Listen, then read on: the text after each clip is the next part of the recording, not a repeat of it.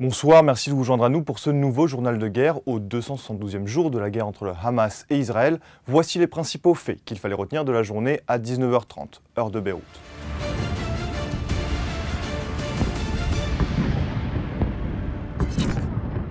Commençons par les événements au Liban et au nord d'Israël. Hadi Shreim, membre du Hezbollah, a été tué jeudi dans une frappe israélienne visant une maison à Houla. Une attaque sur un bâtiment de 3 étages à Kfar Shouba a également blessé 2 citoyens. Pour sa part, Israël a annoncé que le commandant adjoint de compagnie, le major Itai Galea, a été tué au combat dans le nord d'Israël. De plus, des avions israéliens ont franchi le mur du son 2 fois au-dessus de Saïda, ainsi qu'au-dessus de Beyrouth et du Méton. Des avions de guerre israéliens ont aussi frappé plusieurs zones dont Ait al-Shab, Ait al-Houn et Ramia. Un drone israélien a lancé 3 missiles sur le quartier d'Al-Makab, au-dessus du stade de Houla.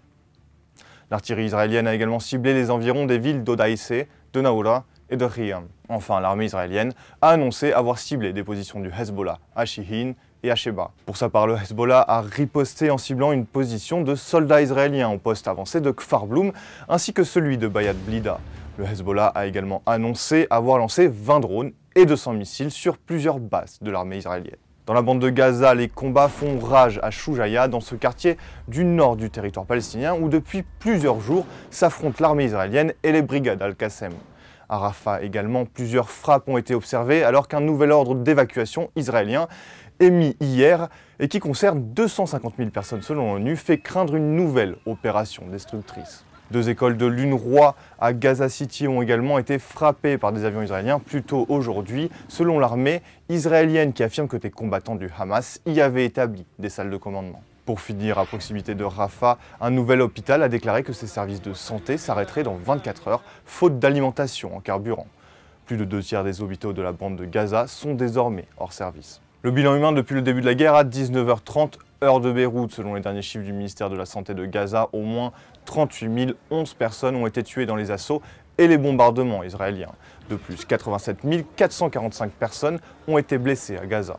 Du côté israélien, environ 1200 décès ont été officiellement enregistrés par l'État hébreu depuis le début de novembre 2023. Cependant, l'armée israélienne a annoncé au moins 321 soldats tués depuis l'invasion terrestre à Gaza. À l'international, sur le front diplomatique, le Hamas affirme avoir envoyé aux médiateurs de nouvelles idées pour mettre fin à la guerre dans la bande de Gaza. Israël a confirmé qu'il évaluait des commentaires du Hamas sur un accord visant à une libération des otages retenus à Gaza et qui répondrait aux médiateurs dans un communiqué du cabinet du Premier ministre Benjamin Netanyahou. Concernant cet accord, les familles des otages ont promis d'organiser des manifestations inédites qui rassembleraient jusqu'à 1 million de personnes contre le gouvernement Netanyahou si celui-ci contrecarrer l'accord de libération des otages. Une possibilité envisagée par Gadi Eisenkot, député et ancien chef d'état-major de l'armée israélienne, qui a demandé à Benjamin Netanyahou de quitter son poste, lui reprochant son manque de leadership pour la nation, empoisonnée selon lui par des intérêts politiques et personnels. C'est tout pour le récapitulatif d'aujourd'hui. Rendez-vous demain pour un nouveau tour d'horizon de la situation. D'ici là, restez connectés sur notre site www.icbeyrouth.com ou dans la section guerre Israël-Hamas et sur tous nos réseaux sociaux.